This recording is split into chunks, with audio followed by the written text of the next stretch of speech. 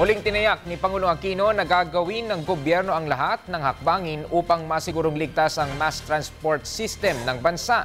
Sa ginanap na agenda setting with dialogue partners, sinabi ng Pangulo na may mga nailatag ng plano ang pamahalaan para sa overhaul ng MRT-3 at LRT Lines 1 at 2. Taong 1999, nang simulan ang paggamit ng MRT kung saan ayon sa plano ay magkakaroon ng general overhaul kada 8 taon upang matiyak na maayos ang takbo ng mga tren.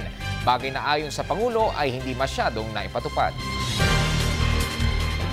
Sa ngayon nga po, gumugulong na ang proseso para sa isang malawakan at sistematikong pagsasaayos ng MRT system. Alam naman ninyong may paparating ng dagdag na 48 bagon ng tren. Bawat tren, mas maraming bagon ang mahahatak.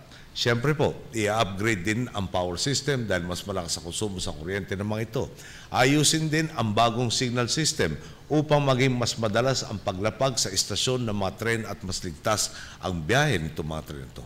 Ang ibig sabihin, mas maraming makakasakay araw-araw at maiibsan ang pagsisiksikan sa mga tren.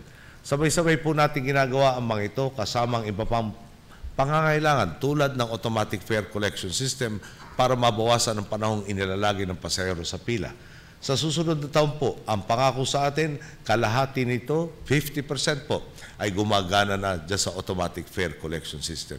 Palalawakin din natin ang pilahan para kung kailangan pumila ay mas maginawa na at ayusin ang mga riles para maging mas ligtas ang biyahe.